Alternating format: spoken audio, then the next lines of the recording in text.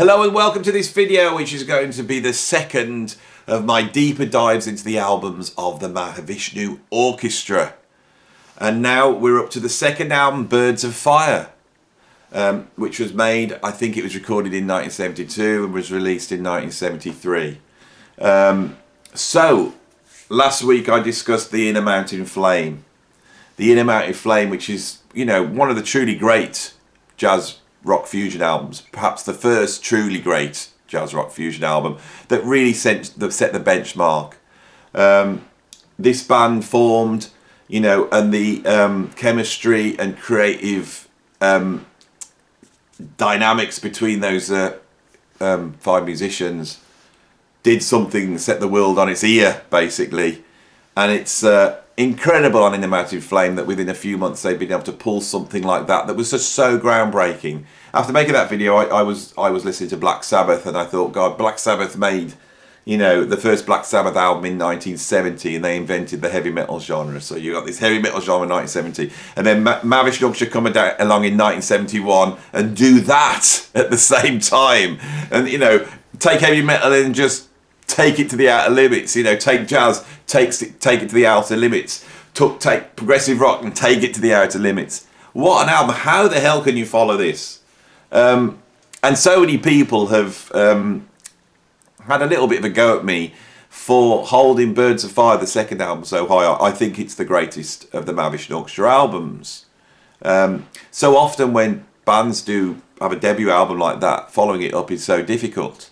Black Sabbath didn't do it. They did it with Paranoid, which I think is even better than the first Black Sabbath album, and it's true of the Mahavishnu Orchestra, I think. The first album was recorded in 2 days. On the first day, I think if my memory is right, the sound engineer that was on the gig couldn't record the band this loud. It all went wrong, and so they ended up having to get someone else in. I think this is how the story goes, and they ended up recording the album on the second day. But however you look at it, they had to record that album in 2 days. It was rushed. The production, for me, is wanting. Now, some people like that sort of punky, you know, photograph of a band in a room sound, and I appreciate that. But for me, with Birds of Fire, between the first album and the second album, especially if you read interviews with John McLaughlin and the other members of the band, that chemistry set on fire, and the band started to progress at an incredible rate.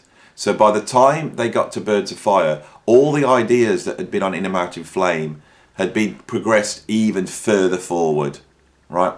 And really pushed to the limit. A lot of people, I think, because the production's more lush, they think that perhaps Birds of Fire is a little bit easier on the ears. You know, it's not as an aggressive affront as the first album is. But I don't agree. And the reason is because if you actually open your ears and listen to what's going on that album, you see that everything that happens on the first album is amped up and taken further out on the second album, right? All the ideas are pushed to an even greater extreme. And I want to go through what those ideas are on this video, you know, so you can really see the elements that the Mahavishnu Orchestra pioneered, and see how they really are at the peak, you know, on Birds of Fire. So it opens up with the track Birds of Fire. Now, Birds of Fire really relates, I think, compositionally and arrangement-wise, to Meeting of the Spirits. It's a similar type of opening, and that what you're going to have is this sort of arpeggiated chord progressions from John, with sort of these overriding 3 bass rhythms from the rhythm section. The chords are very dark. Now, this is something that I think is worth mentioning. John McLaughlin's a jazz guitarist. He's come out of the jazz guitar tradition, and jazz guitarists play all sorts of chords, but those chords can really be narrowed into a certain direction, and they're 2-5-1 bass chords. It's really looking at dominant to tonic movements, you know, tight orchestrations of colourful chords with ninths and sevenths and all that sort of stuff. You don't hear jazz guitarists using open strings so much like a folk guitarist would. But John McLaughlin does that with the Mahavishnuksha. He creates very, very dense chords which are pointing at sort of much more exotic modes of the harmonic minor, modes of the melodic minor, modes that really explore sort of the Phrygian or Phrygian dominant sound, as in Meeting of the Spirits. That chord's an open chord with strings ringing, adding to basically a minor chord, and it's adding tones that are really coming from the sort of harmonic minor Phrygian sound, like the sort of minor second sound. And that's a real breakthrough. A jazz guitarist didn't do that so much until John McLaughlin came along. On Birds of Fire, it's the same concept, but it's built around a dominant chord, and that dominant chord has a number of tones which are really outlining a much more Indian sounding scale. The scale's more advanced. Now, John McLaughlin's not necessarily playing that scale, and I think this is one of the genius things about him, is that when he goes into these dense chords, these dense minor chords, these dense dominant chords, underlying it all the time is the blues. So McLaughlin plays what are sort of twisted blues licks over these twisted minor and dominant chords. And I think that's what gives it its weight. It's not just academically clever, oh, this is a clever chord progression. I know a friend of mine that once learned Dancer Mayer, and he said, and I worked all the chords out, and I'm playing, I can play through the actual chords of Dancer Mayer, and I thought, that's brilliant, that is, but Dancer Mayer is a blues. Birds of Fire is a blues, and it's in touch with something that's at the heart of jazz, which is the blues. And this gives the Mahavishnuksha, I think, this is the touchstone in it that anchors it. For me, the chord progression of Birds of Fire is far more interesting than the chord progression of Meeting of Spirits. It's been pushed further out. So the Meeting of Spirits, that arpeggiated chord is basically in 6. On Birds of Fire, we're in 18/8, right? And the guitarist and the keys are arpeggiating that in a group of 5, 5, 5, and 3. 1, 2, 3, 4, 5, 1, 2, 3, 4, 5, 1, 2, 3, 4, 5, 1, 2, 3, 1, 2, 3, 4, 5. And that's the timing of the guitars and the keyboards. The drums and the bass are in 9/8. So we have 9/4 really, if you think of 18/8. So the guitars are in 18/8, the drums are in 9/4. And that's creating a much more further out cross rhythm. This had never been done in any rock music, jazz music, right? They're doing it somewhat on In a Mountain Flame, but not to this point.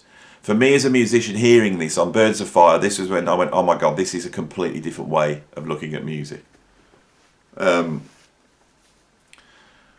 Once the solos come in on Birds of Fire, John McLaughlin is the emotional depth that he's soloing from, the pain that's in that solo is absolutely incredible. I feel that everything that's on In a Mountain Flame, which is absolutely incredible, has gone up a gear. But it's not just that. The production's so much better, and we can hear everything so much more clear. It's so much richer. But we're actually hearing different sounds. The instrumentation has blossomed. You know, John McLaughlin's using a 12-string on some of these tracks. Billy Cobham has now got his Fibes drum kit, and he's now tuning the toms in that signature Billy Cobham way, which is that very high, open, resonant sound. He's got 2 bass drums. His signature snare drum sounds coming in, which is that really, muted, tight, like, typewriter machine gun sound. We suddenly hear Billy Cobham for the first time. Now remember, Billy Cobham is going to change the face of jazz fusion drumming. He's basically going to write the book. Right, he doesn't on In a Mountain Flame. On In a Mountain Flame, it sounds like some guy beating the hell out of a tiny jazz kit in a room with a couple of mics above it. He's not properly recorded. On Birds of Fire, we suddenly hear that concept, and that concept is going to inform all the drummers that come after it. Like Simon Phillips, Nora Michael Walden, Terry Bozzio, but it's also going to inform Neil Peart. It's going to inform all the rock drummers, the metal drummers, and that sound that you hear Billy Cobham playing, by the time you get to the 80s, has become the rock drum sound, with the big kit, lots of toms, double bass drums, you know, the thunderous toms going on, you know, the double bass drums pounding away. And on Birds of Fire as well, you hear for the first time all the way through the tune, Billy Cobham is paddling the bass drums all the way through the tune. This is proto-metal. This is the first time I think that anyone's ever done that. Drummers used double bass drums in drum solos and they added colour, but never was it integral to a song and ran throughout the song beginning to end. You know, you think of Hot for Teacher by Van Halen, it has its roots in Birds of Fire. Okay? But also, Jan's keyboard's sounds have expanded. He's now using a Moog. And because he's got a Moog, he can now play single lines and bend the notes. He can take the note and he can pass it through guitar, distortion and effects, and he can start to play the keyboards with the same intensity that Jerry Goodman's playing the violin and John McLaughlin's playing the guitar. And he's not aping Jimi Hendrix when he does this, he's aping Indian classical music, right? And so they're able now to tie in the violin, guitar and keyboards all at the same, playing very fast Indian classical music style melodies, right? All this, right, is in the first track on Birds of Fire. All of it. This is an upgrade. They've been able to take what they did on In a Mountain Flame and they've been able to move it forward. It's truly groundbreaking, you know. Next up, Miles Beyond, the tribute to Miles Davis. Right, and what do we hear here? We hear funk. We hear the funk, but we hear a very dark funk, very dark indeed, which goes off down a whole bunch of different angles. Some incredible drumming from Billy Cobham that moves from very funky to all over the place, and the same with John McLaughlin's guitar. Some incredible keyboard. All the way through this, they're playing incredibly. So let's just take that as a given that the playing on this album is astonishing. Jazz fusion is going to go into sort of two directions. It's going to go down the jazz rock way, which would be Return to Forever, Al Di Meola, you know, all that route, you know, very influential on heavy metal, very influential on progressive rock. It's also going to go down the dance music funk route, like Herbie Hancock Headhunters. And some bands are going to be sat right between the two, like Weather Report. Okay, those are the two strands. I really think, you know, in terms of that funky sound, the inner mountain flame of that sound would be the Headhunters album with Chameleon on it. The first Headhunters album. But before that, we can hear it here on Miles Beyond. Marvin Yorkshire always gets never mentioned as a funk band. You know, by Visions of the Emerald Beyond, they're creating some of the most funkiest music on the planet. But here on Miles Beyond, we can hear the funk, right? And I always thought that was really interesting that's on there as a second track. It does relate to certain tracks. You know, if you think of a track like Dawn on In a Mountain Flame, that starts off quite mellow, and that's quite funky at the start. It's quite groovy, and then it sort of opens up and just goes mad. You know, they do that on this album, and they also do it on Open Country Joy as well. Open Country Joy is sort of almost like a sort of American folk country mixed with jazz fusion track, you know, which then it just explodes. Following on from that, we have Celestial Terrestrial Commuters, which really takes the ideas of Vital Transformation. You know, Vital Transformation is in 9/8. Cobb's breaking up the time in a certain way. The guitars aren't arpeggiating, but playing sort of close chords that are moving. You know, they are arpeggiated, but much tighter and within the rhythm and bounds of the track. But again, Celestial Terrestrial Commuters rewrites the book. You know, because it's in 1916.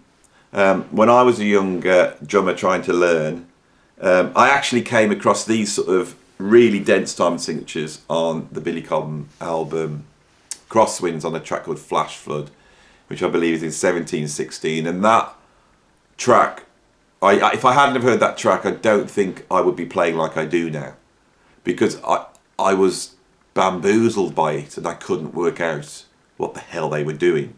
And by the time I'd worked out it was in 1716, to get to that point, I'd had to learn how to basically play the drums at a reasonably high level to get there. You know, it really advanced everything I knew about drumming and timing, you know. So that was the first time I heard it. When I got Birds of Fire, which was after Crosswinds, I knew what was going on that track and was able to work out it was in 19. And I would sit and religiously play along to it until 19 became comfortable for me to play, and I could play it pretty much like 4/4, all from that track. How many drummers in the world can handle 1916 because of that track? You know, later on, Vinny came out in Frank Zappa's plan, playing a track called Keep It Greasy off Joe's Garage, which was also in 1916, and he's absolutely all over it. It's really groundbreaking. But I'm pretty sure he was able to do that because he'd heard that track. That changed the world for drummers. After that, we have a little tiny track called Sapphire Bullets of Pure Love, which is, you know, a little detail. I'm not going to go through all the tracks, actually. I'm not going to go through it track by track. I think that become a bit tedious. But yeah, we have this little track, and then that's followed by Thousand Island Park, which is Bavish to do create a sound on that, which is absolutely unique. It often gets compared to Lotus and Irish Streams on In a Mount Flame, but it's actually different instrumentation for a start. It's not acoustic guitar, violin, piano. It's acoustic guitar, double bass and piano.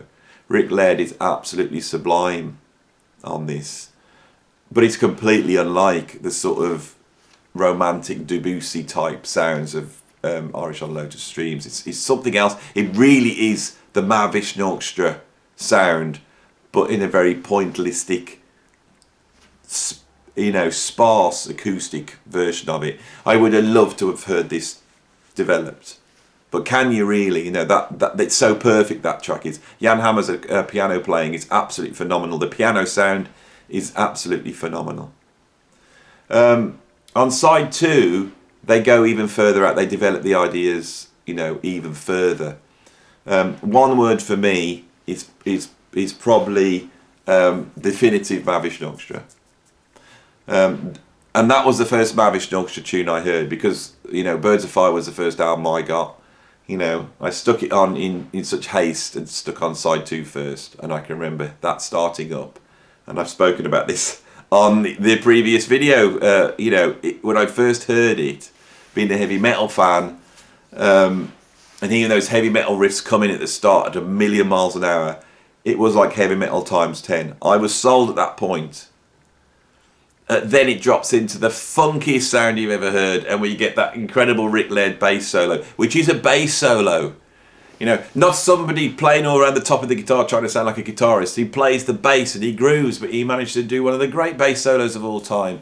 And then they all join in, and we get this classic Mahavishnu thing that we also never hear on the first album. Well, we do to some extent on Awakening, but they do it to a high level, which is this thing where they would solo one after the other. They would solo in a circle, and on one word it just gets faster and faster as they revolve round and round, and the intensity builds and builds until they're almost all soloing on top of each other. And what happens at that point? The music stops and Billy Cobham goes into a drum solo on an album, but it works because his drum solo is compositional, and Billy Cobham sets up an ostinato with his feet. He's going dum dum dum dum dum dum dum dum across the 2 bass drums, and he plays over the top of that. This ostinato playing again is huge influence on drummers. Max Roach first did it, on the drummer, also waltzes back in 1965, and then drummers took that idea and moved it forward. Primarily Terry Bozzio in the 1980s, and then you get the drummers like Thomas Lang, Marco Minneman, and a whole bunch of other guys that have taken that forward. I've done a lot of work with ostinato playing, but Billy Cobham is one of the pioneers of it. So you get the idea, don't you? You get the idea. To this album is as pioneering, as groundbreaking as In a Mount of Flame, and it's even more successful in its musical goals. So I think we have to rate this album really highly. You know, I've spoken about it now. I'm going to wind up. If you go and look around all my videos, you will find millions of videos I'm talking about Birds of Fire. It really is, you know, perhaps it is the greatest jazz fusion album ever made. I'm trying to think of something greater than that, and I can't. You know, it defines the genre. So those are my thoughts, a little bit of a deeper dive into Birds of Fire. I hope you enjoyed it. And of course, if you keep your eyes peeled, I'll be coming back with Between Nothingness and Eternity. And I will be taking on, which I haven't done before, the extra album that came out quite recently with all the other live stuff on, which is mind-blowing, you know. Anyway, thanks for listening, and I'll see you soon.